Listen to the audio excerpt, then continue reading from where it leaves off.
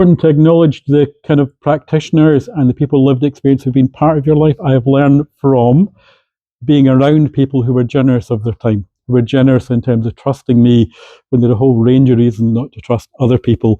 I've been fortunate enough to benefit from a number of mentors, and I'm still fortunate to benefit from a number of people who inspire me. Jenny actually being one of them. She is an ex-student of mine, but like all really good ex-students, has happily outgrown her tutor, and it's not my fault what she forgot. Does that make sense? I'll deny any responsibility. The good bits are mine, the bad bits are come from, hanging around with other people in terms of where we are. It's also important to maybe mention some of my academic inspiration. That might sound odd. But one of my real sources of inspiration is a guy called Pril, who's a community psychologist. My background is in mental health and learning disability nursing, then psychology and psychotherapy. And Pril is an interesting character because he's a community psychologist. And one of his absolute arguments was, whatever we do, it has to have this thing called psychopolitical validity. It's not good enough for us to wait down the line and pick people up who've been made sick by our society, by the misogyny of our society. We have a duty to go upstream. Because if we don't, we're complicit in this and we're profiting by it. So whatever we do, it has to have this thing called psychopolitical validity. We need to be committed to making a difference. We need to keep committed to improving the health of our community and not just the health of the individual people we work with. Hence the kind of focus of my session, which is a little bit of kind of what happened to you that shouldn't have, a little bit of what didn't happen for you which should have, because making sense of your journey, which is unique to you, and we're all workers in progress, means asking both those questions. And particularly in Scotland, and particularly in the west of Scotland, we need to ask whatever the hell happened to your community.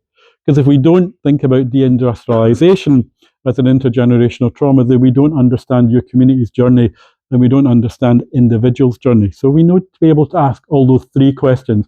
So in order to do that, I'm going to take you on a bit of a journey. Now, some of this you may have come across before. And what you don't want to happen is when you press the button, there's nothing to happen.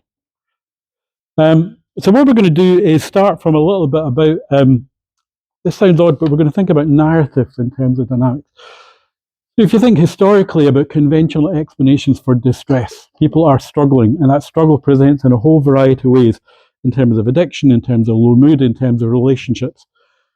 Historically, the approach we've used as a society to make sense of that is that lens on the left. People are mad, bad, or sad. Now, we need strategies to make sense of people's behaviour. We need strategies in order to guide our judgments in relation to people's behaviour. And we are all, unfortunately, both individually and collectively, prone to judgment. It's kind of what we do. And most of the time, unfortunately, this is unconscious. We're not aware of our attributional process and not aware of how it plays out. And what that tends to lead us to, individually and collectively, is into that box on the right. So if the individual is bad, then we seek ways to punish them. If the individual is mad, then depending on the dominant narrative, we seek ways of treating, of fixing that condition using that medical model of looking for the right condition. If the person is sad, then we look to rescue that individual, but not necessarily in a way that empowers the individual or values their experience or recognises their journey. So both of those frames are problematic. We need, therefore, a different frame. And what trauma-informed practice does is gives us a different frame, a profoundly different frame, and a frame in some ways which is challenging for our society. Because as a society, we are very prone, for example, to victim blaming. We're very prone to not recognising the impact on the individual. We're prone to making judgments, not you individually, but collectively. So we're going to do something different. And what trauma-informed practice does, it says if we need to make sense of people's distress, we need to understand their journey. We need to understand their story and their understanding of their story, because only by responding to that and only by responding and privileging that information can we work with the person. Because the person is not just a diagnosis, they're not just what happened to them, they're how they made sense of that, they're how they're making sense of that, they're how their judgments and other people's judgments have impacted upon them. So I need to understand your journey in terms of trauma. I need to understand your journey in terms of your learned behaviour, because we learn patterns of response that can become embedded in our behavioural repertoire, some of which, indeed many of which, are coping strategies for trauma. And we need to understand your history of relationships, because you are not an individual isolated in the world. You are nested in a whole network of relationships. And these relationships can be critical to your health. They can be healthy relationships, sometimes they can be unhealthy relationships, but human beings are born with the need for connection, without exception. Historically, and I trained originally as a learning disability nurse way back in the 1970s, because I'm very old, we had a belief that people with autism didn't have connections. That turned out to be complete balderdash. 80% of people with autism show significant attachment. So we need to suspend belief or suspend disbelief and think about attachments that matter. We also need to think about attachment histories as being a source of trauma, where attachment histories are problematic, because in understanding your journey, what happened to you that should not have in terms of trauma, what happened to you that should have in terms of a history of secure, continuous, stable attachments with an attuned, empathic, compassionate adult, sometimes didn't, for a whole variety of reasons. And then we need to think about what do your responses look like and where are you in terms of your journey. So that's our point of departure. Does that sound okay? Actually, even if you didn't say okay, that's going to be your point of departure, because I can't change the script at this point in time. We're going to do some of this quite quickly in terms of where we are. So again, point of departure. When we talk about trauma, and adversity and trauma are not the same thing. Adversity and trauma are two distinct things, but when we talk about adversity, the reality is adversity is common. Yep, it's remarkably common. All right, do you want me to use the microphone? Yeah, no, you're fine.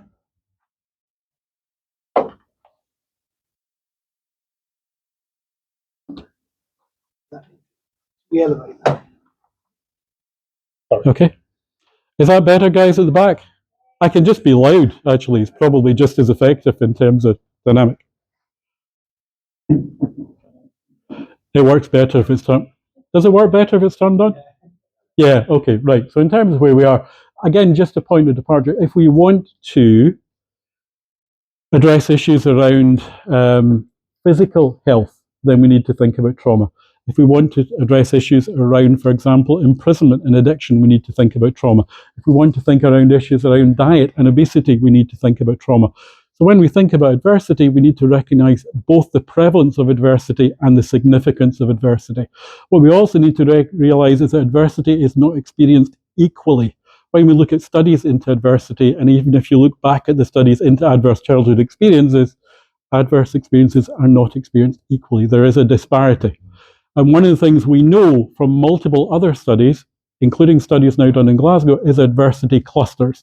So we have postcode areas in Glasgow where higher levels of adversity are significantly more common. So your experience is not representative of the community's experience. Your experience is not representative of society. Our experience differs. And what we find is that in some instances, we get real clusters of adversity, and that impact is significant. One of the critiques of the original Adverse Childhood Experience study, and you will be really familiar with this, is it didn't pick up in poverty. Now, there's a whole variety of reasons why that study didn't pick up in poverty, because it was a study of people in America who had health insurance. Guess what? People in real poverty in America don't have health insurance. So it could not include that study. But what we know is, in terms of impact, poverty is by far the biggest single form of adversity in terms of its impact on people's mental health, on people's physical health, and people's life expectancy. There's a really good Welsh study that said if you really want to boil down the impact of adversity and model the impact of different forms of adversity, two biggies emerge. And it's interesting that two biggies emerge. One is poverty, the other is maternal alcoholism. If you want to predict a child's life outcome. Now, that's not about mother blaming, and these two factors are not connected, but it is about recognizing the interconnection between those two. So we know about adversity. You guys know adversity extremely well. And when we think about adversity, adversity is not something that happens to other people. For some of the people in this room, adversity is something that will have impacted upon them. And we need to be sensitive to that dynamic. Adversity is not just individual, however. As we touched upon, adversity is collective. This is a classic slide. You'll have seen it lots of times before. If you haven't, what it reminds us is the impact of your adversity intrafamilially is magnified if there's also significant levels of adversity in your community. And we've had major social policy changes which have led to the concentration of adversity in smaller geographical areas. From a health perspective, that's a really dumb thing to do, but our social policy and our politicians don't necessarily think about the long-term impact, for example, of selling off social housing and all that goes along with that in terms of concentration and deprivation. So in making sense of your experience, we need to make sense of your community's experience, because you and your community are intertwined. So again, mindful that you will have covered ACEs, and it's also useful though to reflect on how do ACEs work. So the notion in terms of how ACEs work is fairly simple. The adverse childhood experience, or the cluster of adverse childhood experiences. And I was talking to Peter before this session started. I worked in mental health. I used to manage secure services in mental health. I managed at one point secure services in residential childcare. Studied in Wales and kids entering secure residential childcare. None of these kids had an ACE score lower than 9. Adversity hurts. Adversity causes harm. Not at an individual level, but at a collective level. So what we see is a pattern of adverse childhood experiences which lead to disrupted neurodevelopment, and we're going to look at development after a brief pause. It affects social, emotional, and cognitive development, which in turn leads to adoption of health risk behaviours. So I worked, for example, in residential childcare, kids who are self-medicating with alcohol at 12 to deal with their trauma symptoms. These were using health risk behaviours to manage symptomatic behaviour. That in turn, of course, exposed them to other risks. Because if you're a 12-year-old girl drinking behind the co-op and drinking a bottle of Buckfast, you're putting yourself at risk of a whole other history in terms of dynamics of trauma. So we deal with a dynamic where trauma clusters in people's lives. That in turn impacts potential. It impacts, for example, the ability to focus at school. If you cannot regulate your emotions, if you cannot achieve that balanced dynamic in terms of where we are, being able to focus, being able to remember. If you're stuck in panic mode, if you're stuck in DEFCON 3, the ability even to read the text in front of you can be tricky. So this becomes a cascade working its way across. An important point, and a point that got lost in some of the original work done around ACEs in Scotland, is ACEs are a lousy predictor at an individual level.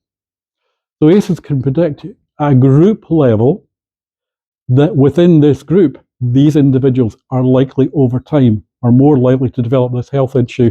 They are absolutely useless at predicting your individual score, because I talked about those kids with ACE scores of 9 in secure childcare. We have a significant number of people with ACE scores of 9 who are employed, who are parents, who are grandparents, who are working in the therapeutic industry, who are working in mental health. They're not a good predictor individually. They tell us what happened to you. They don't tell us actually about your recovery. They don't tell us about your post-traumatic growth. They don't tell us your story. And part of what happened to you in your childhood is one part of your story. How you coped, the other relationships you formed, your recovery journey isn't necessarily part of that story. What we see in terms of adversity, statistically at group level, is significant increases in early morbidity. So if you look at Glasgow, and I'm going to talk about Glasgow for an example, your postcode predicts your life expectancy in Glasgow. Your postcode in the west of Scotland predicts your life expectancy. So which postcodes in Glasgow do you think you are likely to live longest? Yes. Where's the Mulgai, strangely enough? Which postcodes do you think you're likely to live least? Yeah. Yep. Okay, so from a social justice lens, that doesn't work. We need to fix that, which means to look back at the root causes of what's going on. Because historically, we've individualized that and said people are making bad decisions. They're eating bad food. They're not taking enough exercise. That lens has not transformed the health of those communities. We need a different lens and a different narrative, hence the lens in terms of trauma-informed practice, because what it does is it takes us back to root causes. It takes us back to poverty, for example. So what do we do? Some of you will have heard Nadine Burke, and if you haven't, then you should. Now, this may not work in terms of sound. We'll see what happens. Or it just may not work at all. Okay.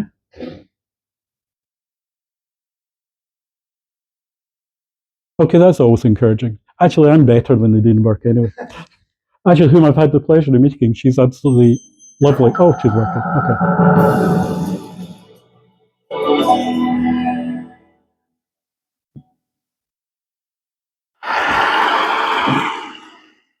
In the mid-90s, the CDC and Kaiser Permanente discovered an exposure that dramatically increased the risk for 7 out of 10 of the leading causes of death in the United States.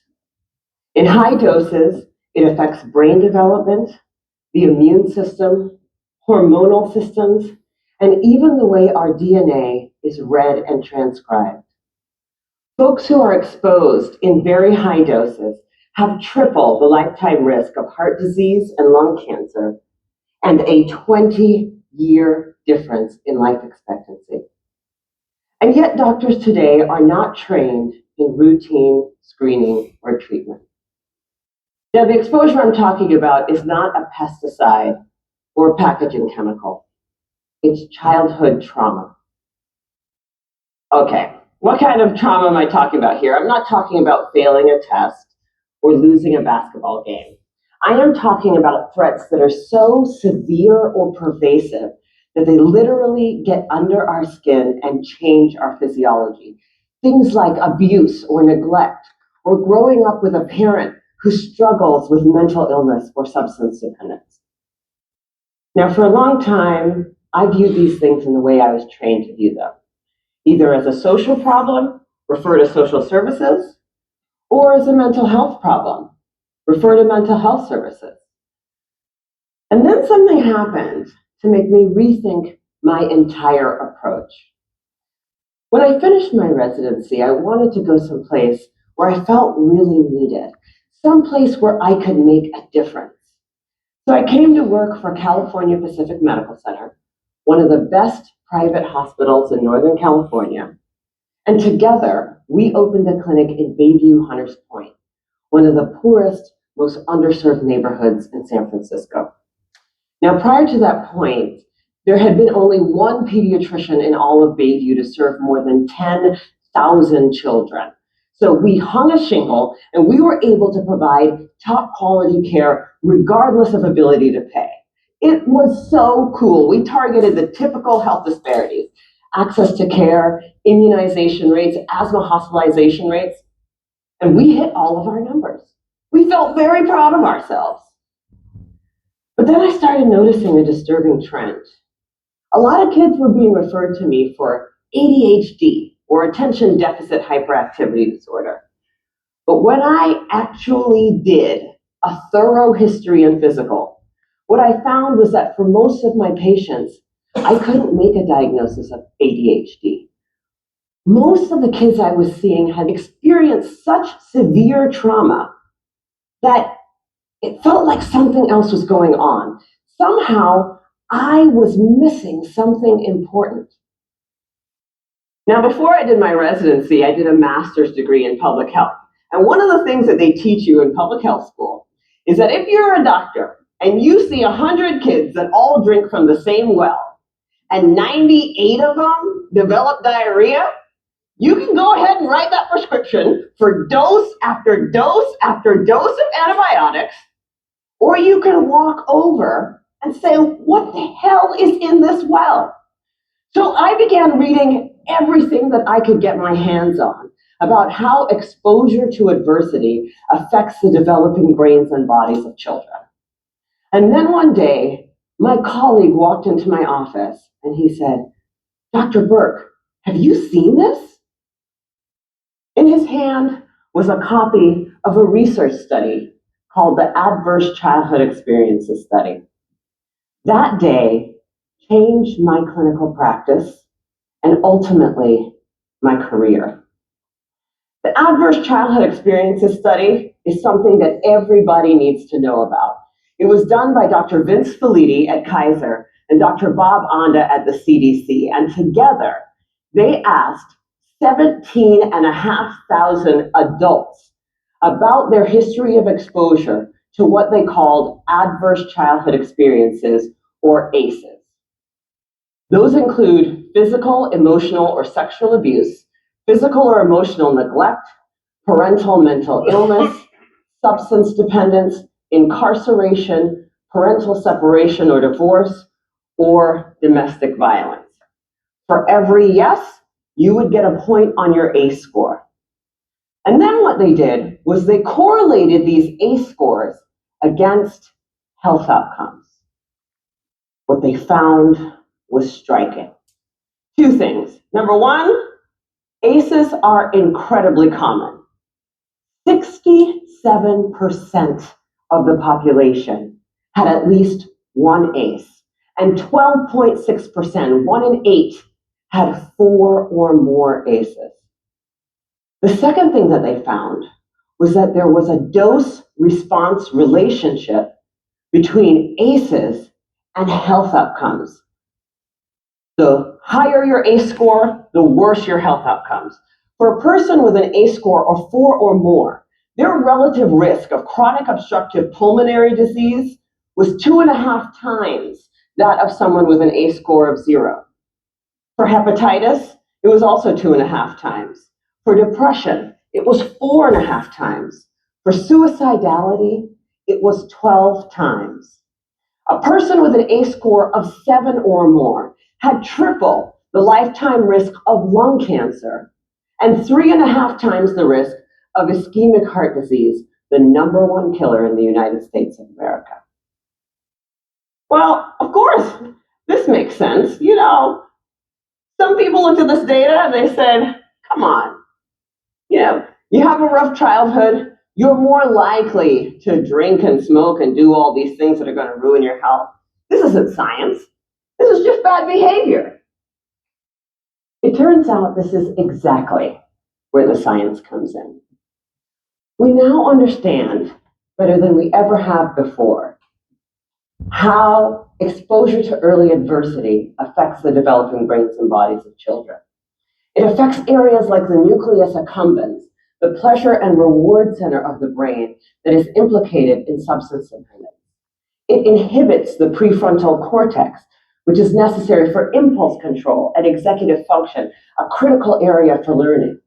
And on MRI scans, we see measurable differences in the amygdala, the brain's fear response center. So there are real neurologic reasons why folks exposed to high doses of adversity are more likely to engage in high-risk behavior. And that's important to know. But it turns out that even if you don't engage in any high-risk behavior, you're still more likely to develop heart disease or cancer. The reason for this has to do with the hypothalamic pituitary adrenal axis, the brain's and body's stress response system that governs our fight or flight response. How does it work? Well, imagine you're walking in the forest and you see a bear. Immediately, your hypothalamus sends a signal to your pituitary, which sends a signal to your adrenal gland that says, release stress hormones, adrenaline, cortisol. And so your heart starts to pound, your pupils dilate, your airways open up, and you are ready to either fight that bear or run from the bear. And that is wonderful if you're in a forest and there's a bear. But the problem is what happens when the bear comes home every night. What happens when the bear comes home every night? What happens when your place of safety, your relationship of safety, your sense of nurture is your unsafe place? So working with kids, one of the issues we would come across is kids would say the only safe place they experienced was school. The only connected, attuned adult they encountered was at school. They went home to trauma. They went home to fear. They went home to a level of unpredictability because dad hit them when he was drunk, and he was drunk every night. He didn't hit them every night, but they lived with the possibility of being hit every night. Can you see the level of fear? But epidemiologists will talk about allostatic load, that load on your system, that stress load across the system.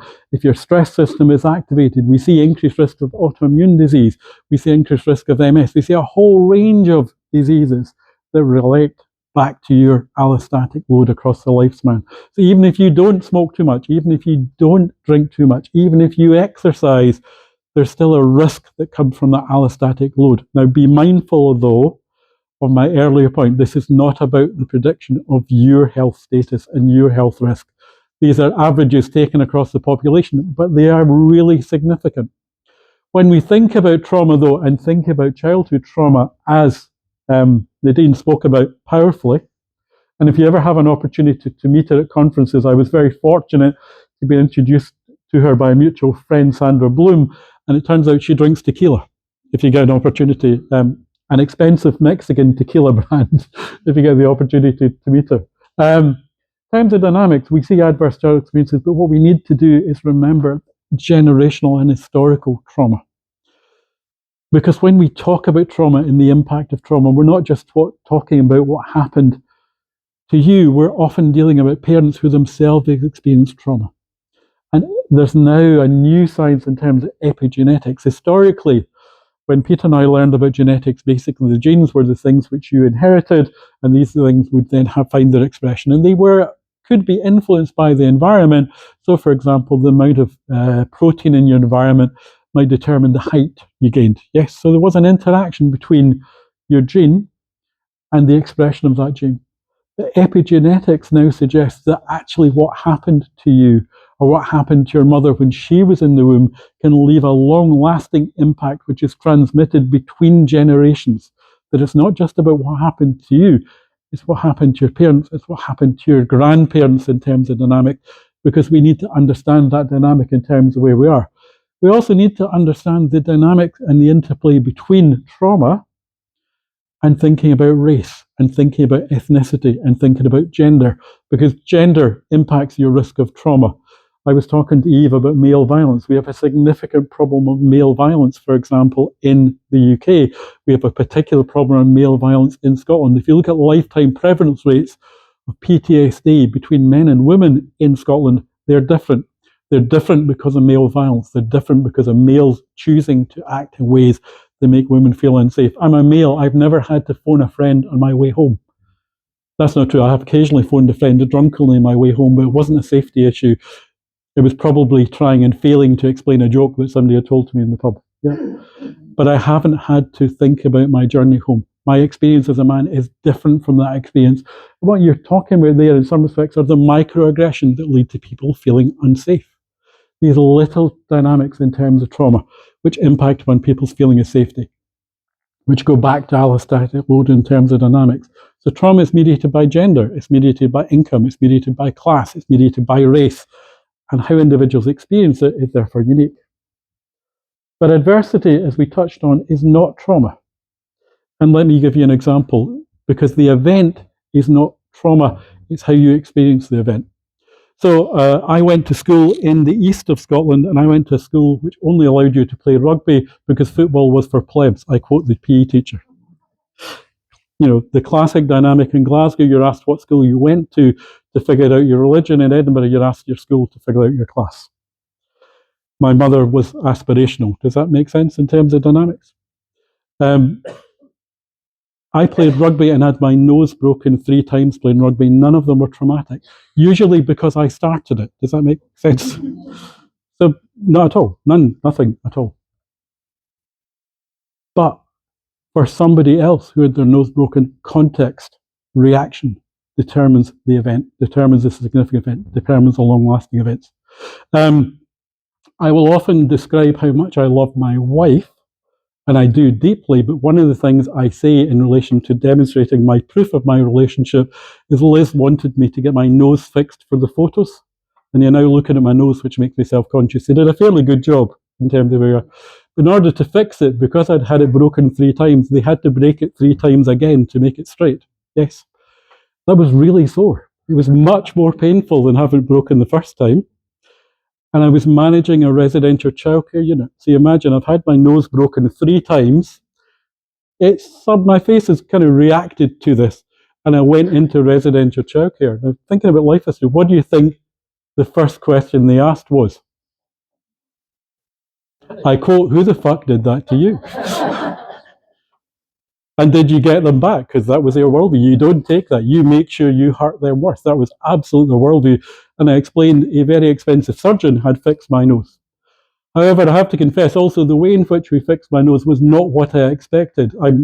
My background is not in plastic surgery. I'm not a general nurse. I have a vague understanding. I expected them to do something incredibly sophisticated. Instead, they gave me a local anesthetic. They put a steel rule down one side of my nose and they hit it with a big rubber hammer. Yeah, the squidgy noise was not comfortable, and my apologies for trauma. It wasn't traumatic, fortunately, in terms of dynamic. But our experiences are unique and different. It's not the event, it's the context in terms of the event that can make an enormous difference. It's the reaction of the individual over time to that experience that makes a difference. When we talk about trauma then, and we start talking about trauma, there's a debate.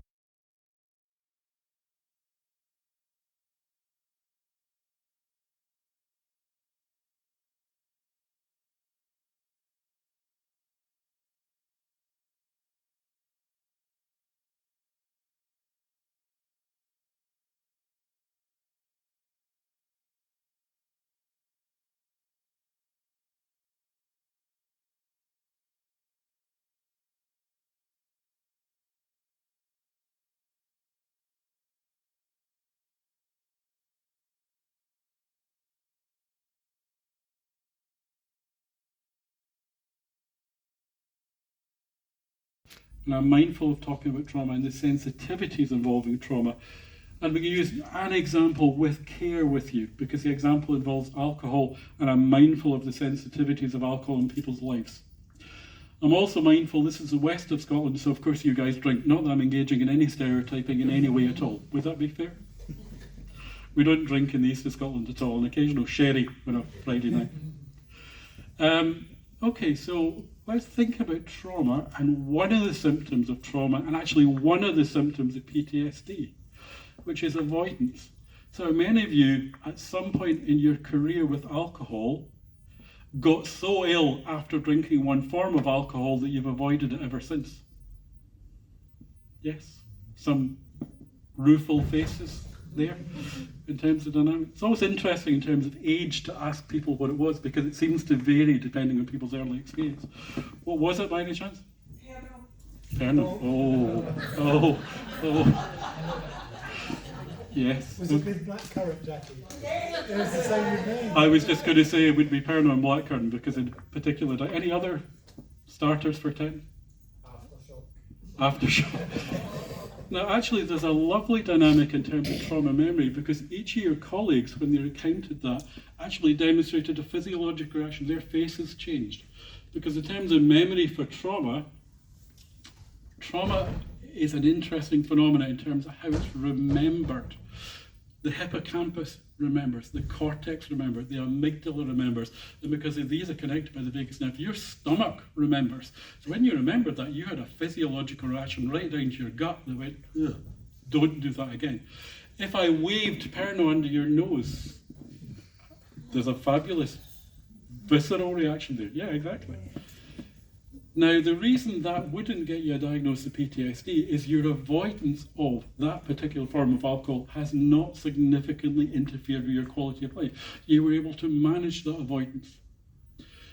But think about, for example, male sweat as a trigger. Think about aftershave as a trigger. Think about loud, raised male voices as a trigger. How easy would it be to avoid those? How easily could you be triggered? So for some of us, fortunately, those trauma memories can be contained, they can be managed, they can be isolated, we can avoid. For others, they are continually, repeatedly, regularly triggered, often below their level of consciousness awareness. So what we're seeing is that reaction to threat, which is embedded in our physiology, and that can become embedded in a pattern of behavior. But what we need to remember, what we're seeing, is not abnormal. A reaction to fear is a reaction to fear. A reaction to threat is a reaction to threat. Your amygdala remembers you nearly killing yourself with aftershock, because from an evolutionary perspective, that was your amygdala's job. Its job was to alert you the next time you came across something the same or similar. It's doing exactly what it was designed to do.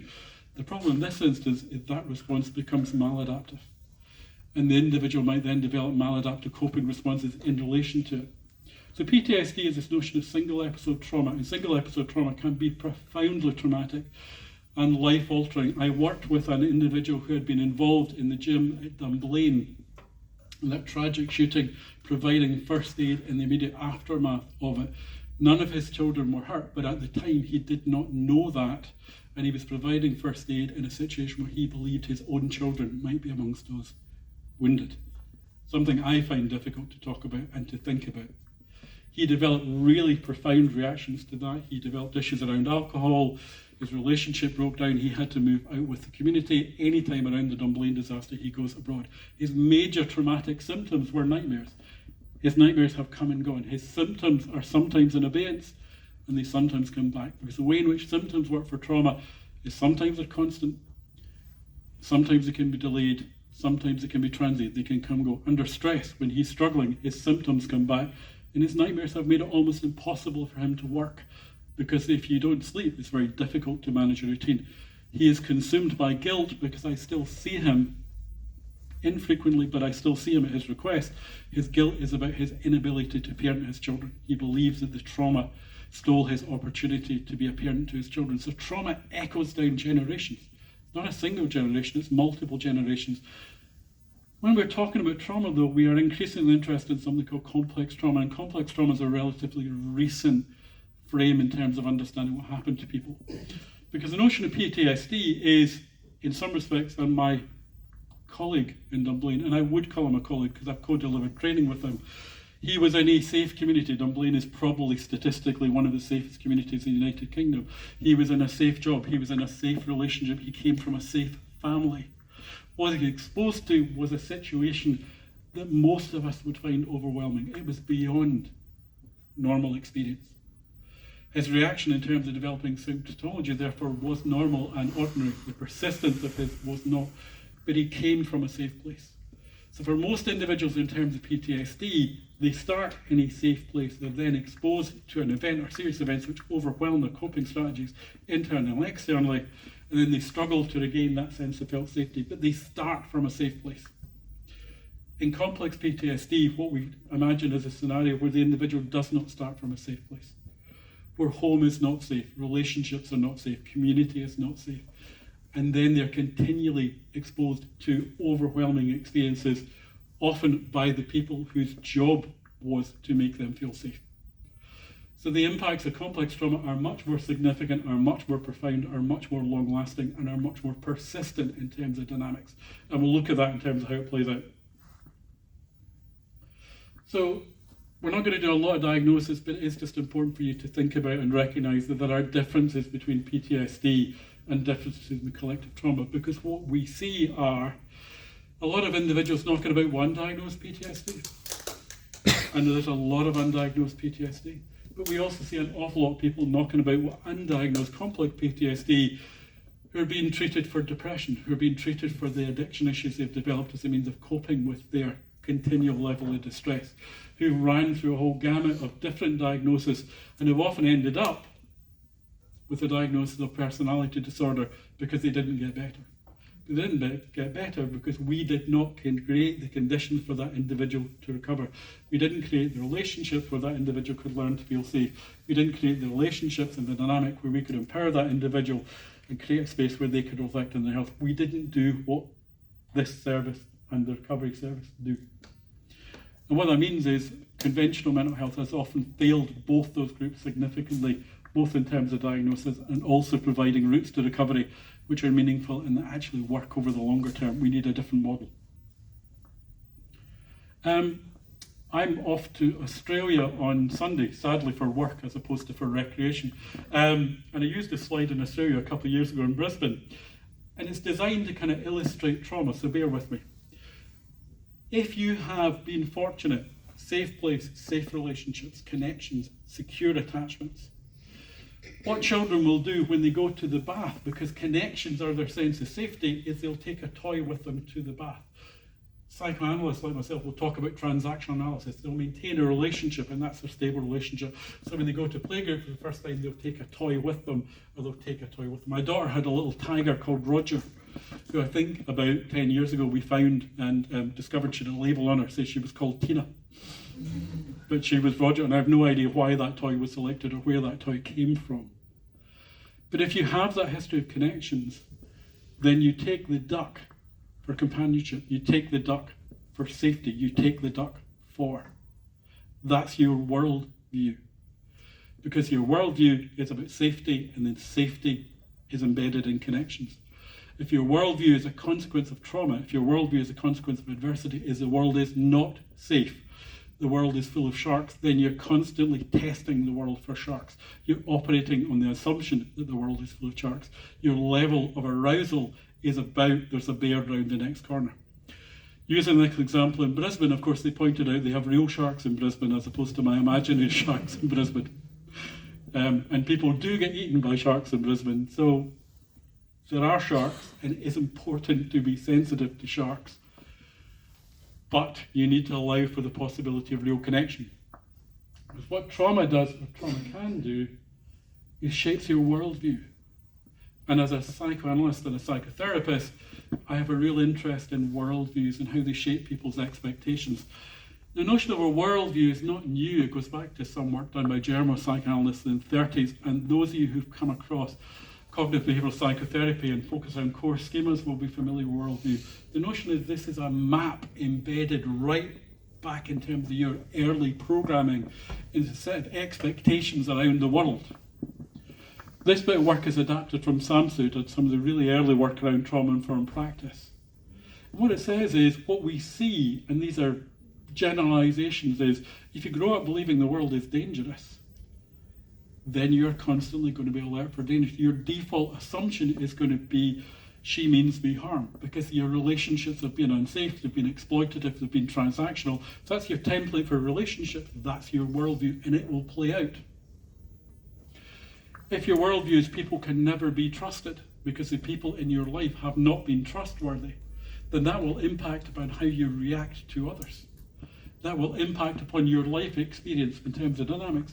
If your worldview is life is unpredictable and it's not under my control, then when we come to think about and engage with you in terms of making changes to your health behaviour, then that becomes much harder because your locus of control is external. Things happened to you. You did not feel in control. If your worldview about the future is you cannot control it, now if you're stuck on DEFCON 3, if you're tipped into fight or flight, or stuck in fight-flight, then the world does not feel under control. In managing a residential childcare unit for kids, we had a whole dynamic in terms of debrief with kids. And the debriefing at the time wasn't done. And when we started to do it, we ran into a big issue. Because when we started talking to kids and say, okay, you were playing pool, some kind of altercation happened, and then you tried to headbutt the guy and then stamp on him. You know, let's step back a bit and think about it. Power, control, status, shame. Actually, a lot of our kids find it almost impossible to engage with that process because what had happened is under relatively low levels of stress, they tipped into complete fight-flight. They weren't choosing reactions. They weren't actually making choices. They were just reacting. So when we were trying to do a debrief, and in the debrief we were trying to talk to the cortex, the problem is under relatively low levels of stress with these kids, it wasn't the cortex making the decision. The decision maker was absent from the room, and in actual fact what we needed to think about is how did we engage with the processes here? How did we cook the root causes in terms of avoiding that kid tipping into fight-flight? And all of that was back to trauma-informed practice and trying to enable that individual to gain some kind of reflective capacity. You live without being aware of it in a world of probabilistic reality. You make almost no decision without thinking about the consequences. And that's a good thing. It's hard to be employed in our society without the ability to exercise probabilistic reasoning. And let me give you an example. How many of you at some point have thought about saying something angry to your boss in an employment context? How many of you have you ever shouted at your boss in an employment context? Okay. How many of you have had a bite your tongue with your employer in an employment context? Yes. Yes. So, to be successful, you need under stress to be able to recognize the emotion, think about the impact of those thoughts, choose your response carefully based on an estimate, literally a statistical estimate of what is likely to happen if I do X. If you can't do those tasks, then you're unemployable. If you can't do those tasks, then you're going to struggle in a whole series of dynamics. And the problem is trauma makes it much harder for that ability to develop those skills which you need to be successful in our society. And they are skills. They're not aspects of personality, they're skills. They're skills you develop where the skills are scaffolded if you are extraordinarily fortunate to have the right circumstances in terms of family and background. We are privileged if we've had that opportunity. If you are continually exposed to narratives around you're a failure, you cannot succeed, you're ashamed. If we keep punishing kids who fail or adults who fail, all we're doing is embedding a narrative of you're a failure, you're a blame, you're a fuck up. That moves the dial not one whit. It does not engage with the support and the strategies and the relationships and the time that individual needs in order to reflect, in order to develop the skills they need. And what we see are lots of anger and lots of rage, because these individuals often develop an embedded sense of shame. And that shame could go off in a whole range of different ways in a deeply toxic dynamic. Views about self are here in terms of these are generalizations, so they're not about individuals. But when we're engaging in terms of trying to support, it can be a really interesting exercise to get people to sit down and actually reflect on their own worldview. It's hard to draw out your own worldview because it's so embedded in terms of your psyche, it's so embedded in terms of your dynamic. I came across an example the other day, however, which hurt me physically, oddly enough. I grew up on a farm. My dad was a farmer and a very self-reliant man, very decent individual whom I loved dearly. But he hated spending money.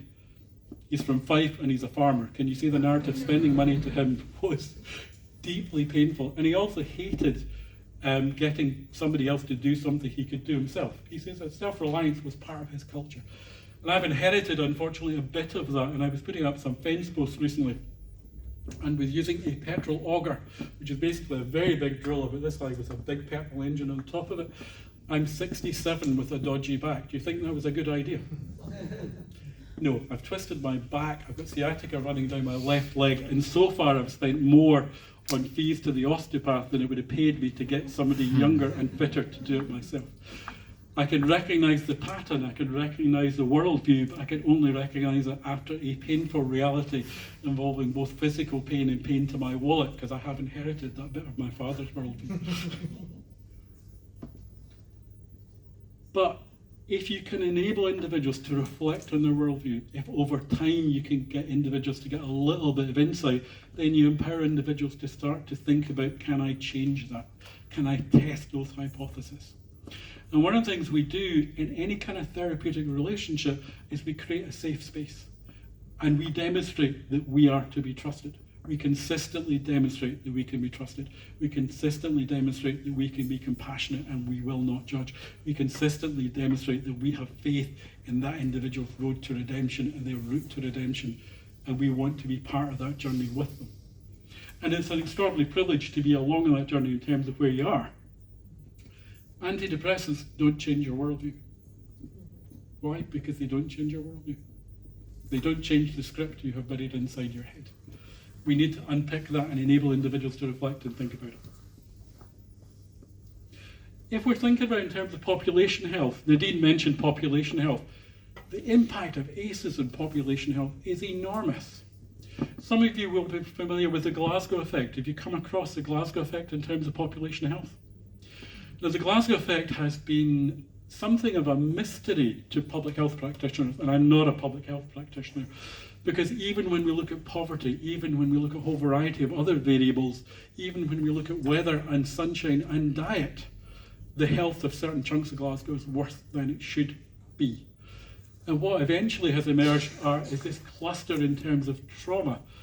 And there have been a number of studies looking at the impact of deindustrialisation in Glasgow. What happened over the last 20, 30 years? What happened over the last 40 or 50 years in those particular communities that have led to their health being as bad as it was? And we now have a number of case studies looking at deindustrialisation in the west of Scotland, which compare what happened in the west of Scotland to what happened in Detroit. Because what you had was massive, rapid, large-scale unemployment, massive, large-scale economic flight, massive, large-scale social flight, because people with qualifications left.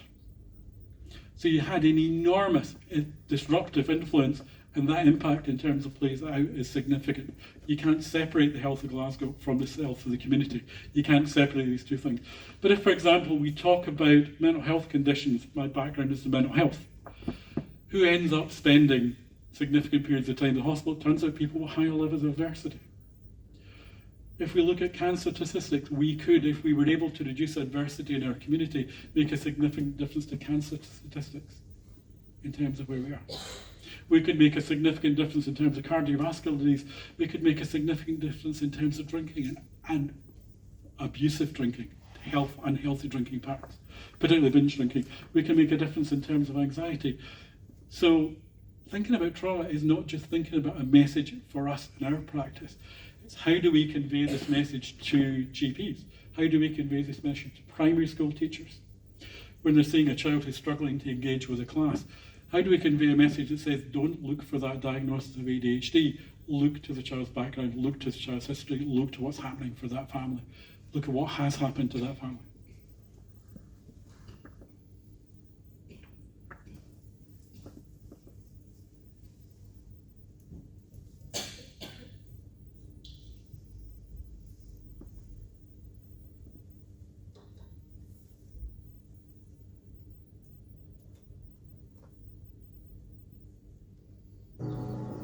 The government had been collecting data that showed there had been these huge class differences in life expectancy, and people didn't really believe the data.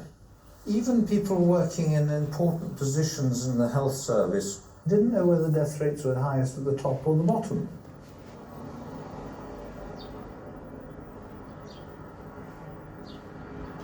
From cocaine to ketamine to capitalistic principle, try to put my smile back on his face, but I couldn't get it, so I said a tearful goodbye to all but one of my principles and started conversing with the flow that led me to the slippery road.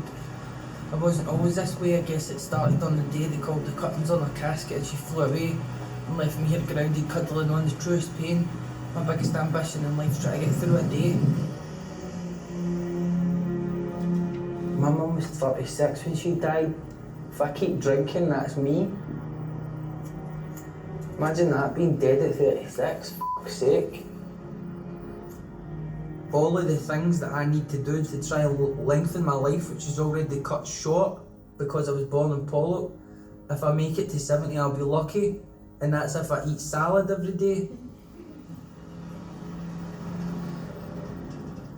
Now, of course, because of a growing body of research, people know that unemployment and poverty have health consequences.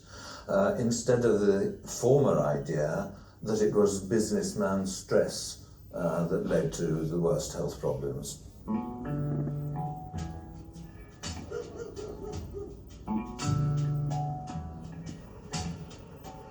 A lot of health problems, everything from high blood pressure to AIDS to hepatitis and all different kinds of diseases around here.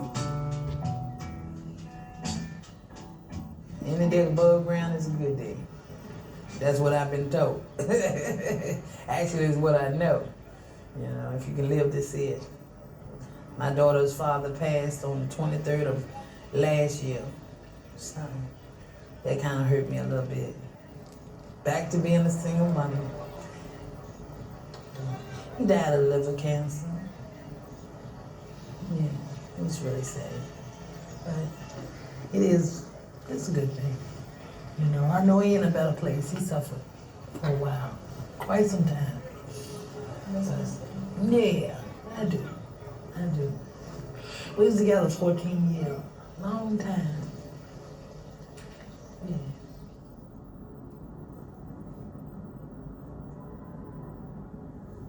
In Glasgow, men living in the poorest part have a life expectancy of 54. In India, 3/4 of the population live on $2 a day or less. No one in Glasgow lives on $2 a day or less. And yet, men in the poorest part of Glasgow have life expectancy that's 8 years shorter than the average in India. And I thought, aha, that's it. That's going to explain it. Being relatively disadvantaged has profound consequences which determine high rates of suicide, violent deaths, alcohol, heart disease. Alcohol gave me what I thought was confidence. So it's that core belief that you're worth something that I'm missing. It was a painkiller for your spirit, really.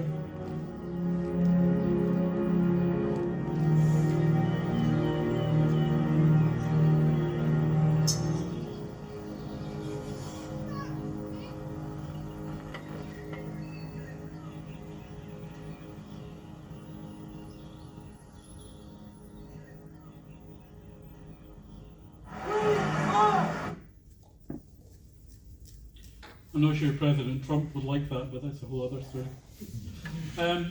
There's actually a very good Glasgow study, a very recent Glasgow study a couple of years back, which actually explains the dynamics and looks at the very specific impacts of it. I'll send a link of kind of background reading and bits of references through to Peter, and he can distribute them as you wish in terms of bits and pieces. But what that does is talks about the very specific issues. Nadine talked, for example, about 67% of people having more than one ACE. Actually, Scottish data overall is slightly less than that. We probably have about 51%. But what we have are more concentrated deprivation in terms of ACE, in terms of how it comes out.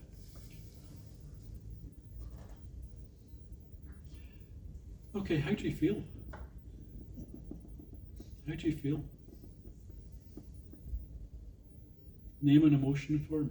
How do you feel at this point in time? Okay. Yeah, we've taken a bit of a deep dive. We've looked at a particular issue. We've created a sense of we have a different narrative. We can change the story. You're part of this narrative and changing the story. The work you're doing is creating a different narrative in these communities every day. You're enabling individuals to reflect on what happened to them. You're empowering those individuals in terms of what's going on.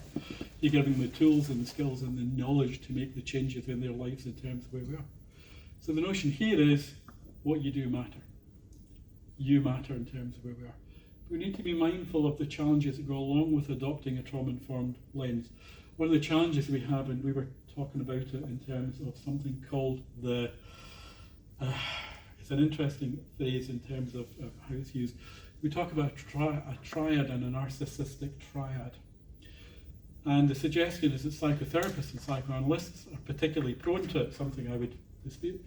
But the notion of the narcissistic triad is, I can end up in I've now got the knowledge. I know this, yes. I need to communicate that knowledge. I need to spread this mission to people. I need to give people insight into what's happening to them. And I can rescue them from the situation they're in. So I am all-knowing. I can help anybody. And that people not only should accept my wisdom and my knowledge, they should love me for it. That's not how the world is. When we seek to provide support, there are lots of people who will not trust us and have good reason not to trust anybody. They will not trust agencies or inequalities of power. These inequalities of power are the trigger. These inequalities of power are a core element of their traumatic experience. The individuals who will continually test our safety, repeatedly and repeatedly test our safety. The individuals who want to be helped, but they don't want to be helped now, they don't want to be helped by you, they don't want to be helped in that way. What that means is this job is full of joys and it's also full of frustrations. Winnicott, who again is one of my heroes in terms of psychoanalytic psychotherapy, and actually argued it's much more simple. It's about love and affection and safety. Also said something really quite profound. He said at times you will not only dislike the people you're trying to support, he said at times you will hate the people you're trying to support. And that's a really big, ugly word. He said, but you need to be fully present to your frustrations and your anger and your feelings of helplessness.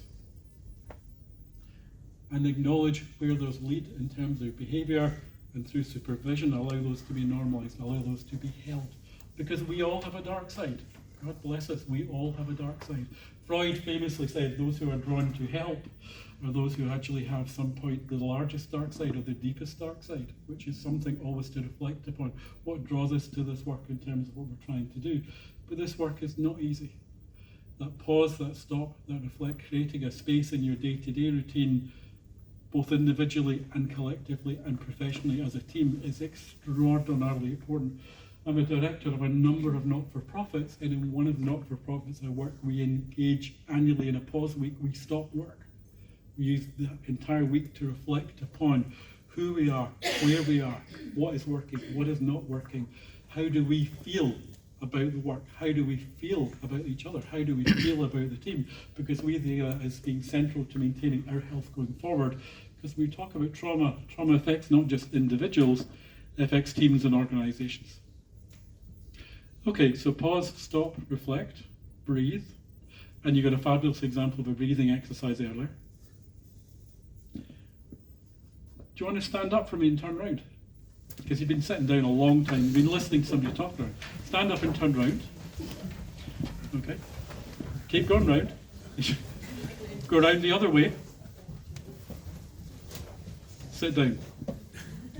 At the very least, that should move a little more blood from your arse to your brain, and that's probably a good thing in terms of reflection. We won't get you to jump up and down because I haven't done your assessment of your mobility, and some of us, especially me at the moment, cannot jump up and down without crying.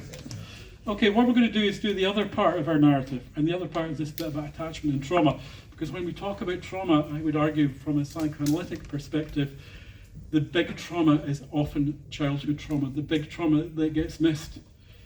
We talk about something called affluent trauma, because when the way in which we frame trauma, sometimes stupidly, is trauma happens in the sink estate in the house with a fridge in the front garden. And A, that's sometimes not true, and B, and fails to understand that trauma is about relationships. If the individual in that house has a parent who loves them, as a parent who's emotionally regulated, as a parent who can provide an empathic, continuous, safe relationship, who can ensure that child's exposure to stress is modulated, is graduated, that child's ability to handle stress is developed and nurtured and cherished and scaffolded, then the fridge in the front garden really doesn't matter. It really doesn't matter. Because we see affluent trauma in houses where they have a new BMW in the front drive and the rest of it is missing and it matters. So when we think about trauma, we need to think about disrupted attachment relationships as potentially being the source of trauma, which is often neglected. Because people don't understand sometimes that their early childhood experiences are different from somebody else's early childhood experiences. We assume that everybody has the same experience we do, and we don't. Our experiences are profoundly different. So I'm going to talk a little bit about the impact of this and how it plays out. Because if we're lucky, we get that attunement, attachment, and love, and that provides the basis for emotional regulation, and that provides the basis in terms of empathy, and that provides the basis for pro-social behavior. It works. And in the vast majority of instances, this works. Or individuals are, over time, enabled to develop those skills in the absence of scaffolding. What we see in services are people for whom this process has failed. And these individuals struggle to demonstrate what's called, in the lingo, and psychodynamic psychotherapy has all positive emotionality. They can't adjust the response. I can adjust my emotional response. I might scream and shout when Glasgow are playing Edinburgh in rugby, and believe me, I am supporting Edinburgh rather than Glasgow. Although to my deep distress, my daughter and my wife both support Glasgow. They're both from Glasgow, I suppose, so I suppose there's a bit of an excuse there. I'm still not sure about it, but I'll give them that. So the ability here, the monitor and adjust duration of intense emotional reaction, think about that.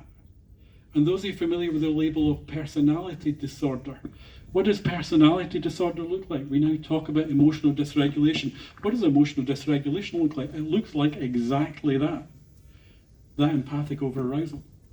So we're giving somebody the label of a disorder, and in actual fact what we need to be talking about is their attachment history. We need to talk about somebody who's carrying a wound in terms of the early background history, in terms of dynamics. This individual's not disordered. This individual's doing the best with a brain that their early childhood experience gave them, and the fact they're still alive and breathing means they're doing okay. Some of the other coping stuff we might be anxious about, but they're here, they're standing in front of us. So what we see is if we get these inconsistent, insensitive, or unsafe responses, we get individuals who can't regulate their emotions. They can't switch their emotions up or down. They can't separate an emotion from their behaviour. The emotional behaviour one the same. They can't do the probabilistic reasoning that keeps you out of the shit most of the time. You can do an experiment in relation to this. And there's an interesting experiment, and again, my apologies, I'm going back to your alcohol issues, so let's stay with them, with your permission. How many of you have made, and we are not in any way going to ask you to share this, how many of you have made a bad decision under the influence of alcohol? Yes, okay. Why? Because alcohol is a neurotoxin. Alcohol has a profound effect on your brain, and what happens in terms of your alcohol consumption is the more you drink, basically in evolutionary terms, the newest parts of your brain start to go offline. So what starts to go offline, first of all, is your cortex, that bit of your brain that does probabilistic reasoning and also does empathy. What also starts to go offline, depending on your alcohol consumption, is your hippocampus, which remembers what happened the last time you did this. Yes? And the problem is, as your alcohol consumption goes up, in neurological terms, your decision making gets delegated down the evolutionary tree to bits of your brain that weren't designed to think about how will I feel about this tomorrow. They just weren't. They don't have that capacity. You end up in a dynamic where we're back, in actual fact, in fight, flight, freeze, or fuck mode, frankly. Yeah, that's where we are. Yep. So you can blame your lizard brain and your amygdala for bad decisions, but it's not going to help you make better decisions. What you need to look at are, if you're using alcohol to manage stress, then you need to look at the source of that stress and the dynamic in terms of what you're trying to do, because you do not want your amygdala making your big decisions. You just don't. It's really not designed to do that. So infant attachment, I have a bee in my bonnet as a psychoanalytic psychotherapist trained with the Bowlby Institute, that most professionals are not sufficiently well trained and really well grounded in understanding attachment and what attachment does. Now, this is not an entire session in terms of attachment, and I understand you have some real expertise and consultancy to the organisation. But there's a whole series of key processes happen during attachment, all of which are critical. From claiming to attunement to effective attunement to impulse regulation, and it's a scaffold. And it's a process, and you don't get to jump steps. That's not how it works. All of those steps need to be worked through. So if I'm working with a 14-year-old in residential childcare and secure care who stabs somebody, and I'm working in terms of their developmental age and their emotional age, I need to understand where they are. Because often what we come across are kids who struggle with rage management in the way at 14 that a 3-year-old struggles with rage management. So I'm dealing with somebody who's chronologically 14 but emotionally is functioning at a 3-year-old level, and that's a dangerous combination both for that 14-year-old and for the other people in their community. So we need to understand where they are, and we need to think about how we create the conditions for the recovery. Now, when you talk about recovery for the adult, or we talk about recovery for the child, they're the same thing. Continuous connection. Connections are everything. Trauma happens in relationships, healing happens in relationships. We talk about safety, psychological safety, social safety, spiritual safety, which matters to individuals. We need to create a dynamic in which that individual experiences love, that they feel loved, that they feel held. And love is a tricky thing when we talk about professional relationships. We're often very wary of it, but there is a profound distinction between romantic love, which is probably a bad thing in this context, and actually human compassion. Because love is what people need to heal. Self-love is also significant, allowing that individual. But they also need the presence of an emotionally attuned adult, somebody who is conscious moment by moment to the lived emotional experience, to that other in that space, and aware of their dynamic. So we create the conditions for recovery when we get this right. Some of you will have seen this. If not, I'm going to show you it because it's beautiful.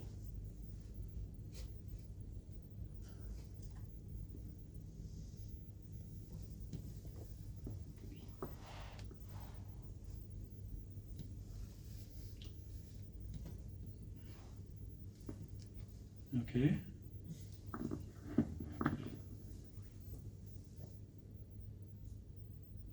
This is just a very sensitive trackpad.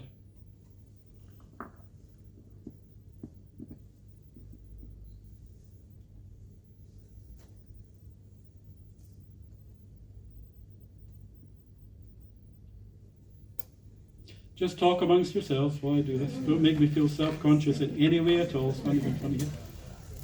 I think we've got a problem. I don't think this one's going to play for some reason. Yeah, I don't think it's working for some reason. Try double clicking something. Babies this young are extremely responsive to the emotions and the reactivity and the social interaction that they get from the world around them. This is something that we started studying 30, 40 years ago, when people didn't think that infants could engage in social interaction. In the still face experiment, what the mother did was she sits down and she's playing with her baby who's about a year of age. I'm like a girl. Oh. And she gives a greeting to the baby gives a greeting back to her. Yeah. This baby starts pointing at different places in the world, and the mother's trying to engage her and play with her. They're working to coordinate their emotions and their intentions, what they want to do in the world. And that's really what the baby is used to. And then we ask the mother to not respond to the baby. The baby very quickly picks up on this, and then she uses all of her abilities to try and get the mother back. She smiles at the mother. She points because she's used to the mother looking where she points. The baby puts both hands up in front of her and says, "What's happening here?" She makes that screechy sound at the mother, like, "Come on, why aren't we doing this?" Even in this 2 minutes when they don't get the normal reaction, they react with negative emotions, they turn away, they feel the stress of it, they actually may lose control of their posture because of the stress that they're experiencing. Okay. I'm here. And what are you doing? Oh, yes. Oh, what a girl. It's a little like the good, the bad, and the ugly. The good is that normal stuff that goes on, that we all do with our kids. The bad is when something bad happens, but the infant can overcome it. After all, when you stop the still face, the mother and the baby start to play again. The ugly is when you don't give the child any chance to get back to the good. There's no reparation, and they're stuck in that really ugly situation.